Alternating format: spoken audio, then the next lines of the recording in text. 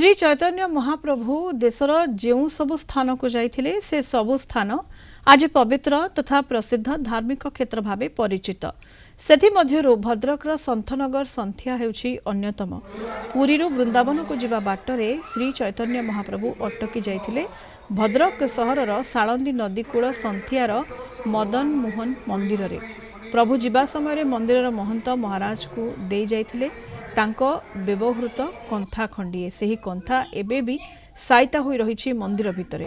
वर्षकरे थरे हेरा पंचमी दिन सेही कंथा सर्वसाधारण दर्शन पई बाहर करा जाइथाय, जाहाको देखिबा पई श्रद्धालु को भीड़ लागिथिला। केवल भद्रक नुहे आखपाख जिल्लारू श्रद्धालु माने एठाको आसी पवित्र कंथा दर्शन करी आशीष लाभ करथिले। भजन कीर्तन रे समग्र परिवेश भावमय होई उठिथिला। साधु सन्थ माने श्री चैतन्य महाप्रभुଙ୍କ दिव्य कथामृत उपरे प्रवचन देथिले।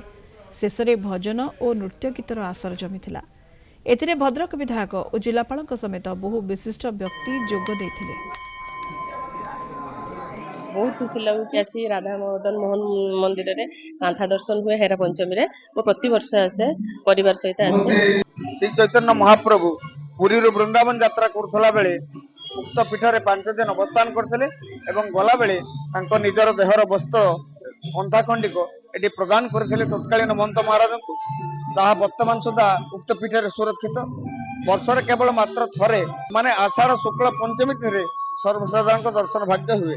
यार प्रतिष्ठाता गंगारायण विद्यावाचस्पति श्राद्ध दिवस रे स्वयं मदन मोहन निजे श्राद्ध दियंती एवं से स्मृति उद्देश्य तांकरी इच्छा महाप्रभु को श्रीअंग वस्त्र आमे सब दर्शन कर सौभाग्य लाभ करूँ और महाप्रभु के चरण में अतुल भक्ति प्रदान करने भक्ति प्रार्थना करूँ एवं एटी समस्त वैष्णव मानकर कंठहार सदृश महाप्रभु श्रीअंग वस्त्र। ये गोटे वर्षर गोटे दिन ये कंथा प्रदर्शन लोकों हुए भक्त मान हुए, तेणु सेटा को श्रुति रक्षा करने एभली एक उत्सव पालन करा जाउछि। एठी रात्र रहणी करथिले वृंदावन जीवा रास्ता रे जेतल श्रीक्षेत्र वृंदावन गले 1514 मसीह से रात्र रहणी करथिले।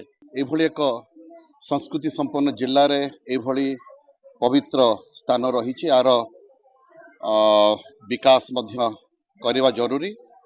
जिला प्रशासन तरफ आमे पवित्र मठस्थली को आगामी दिन में विकास करने रूपरेखा तैयारी कर।